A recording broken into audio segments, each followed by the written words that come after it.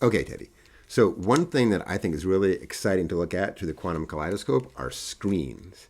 You know, when I was your age, we didn't have these flat screens everywhere and phones and tablets and things like that. But now they're all over the place. So I find when there's a kid looking at a screen, so can you be a kid looking at a screen? We're looking at a screen right now, right? And they're a little bit glued to the screen. You just put a quantum kaleidoscope in front of them and rotate it, and all of a sudden, oh, amazing. All right, so we're going to show people what sort of things we see. And I think it's simplest to start with just one layer. So can you take one layer of your quantum kaleidoscope and look through it at the screen we're looking at right now and explain what you see? Well, when it's horizontal, it looks purple. When it's diagonal, it looks gray. And when it's vertical, it looks green. So as you rotate it, you see different colors. Is that a little surprising? Yes. Yeah. And we tried one layer with a TV screen too. And do you remember what you saw then? I think it was when it was vertical, it was clear, and it got darker until when it was horizontal, it was completely black. Completely black. And I found this true with most TV screens. Computer screens can vary, tablet screens can vary from screen to screen. But you very often will see different light and different colors when you rotate the quantum kaleidoscope, just one layer looking at a screen. Now, what happens if you use two layers of the quantum kaleidoscope?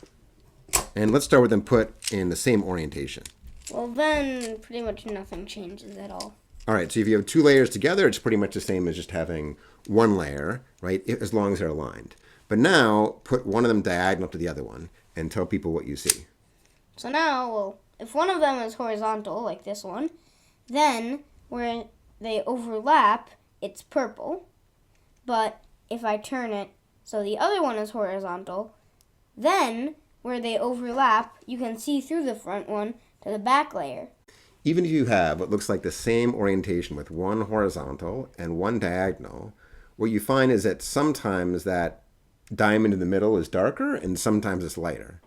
And you can compare two layers at the same time, and you can rotate one to make it look like the other one, and you can also flip it, or you can even take it and change the order. And you'll see that the order matters.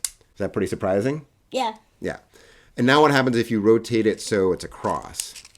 Well then, if one of the layers is vertical and one is horizontal, then there's a black square in the middle, and the one that's horizontal, it's purple, and the one that's vertical, it's green. All right. If you rotate that 90 degrees, does it look pretty much the same? Yeah.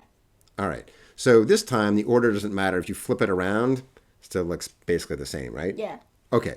So for some reason, it mattered when it was diagonal, but not so much when it made a cross. Yeah. All right.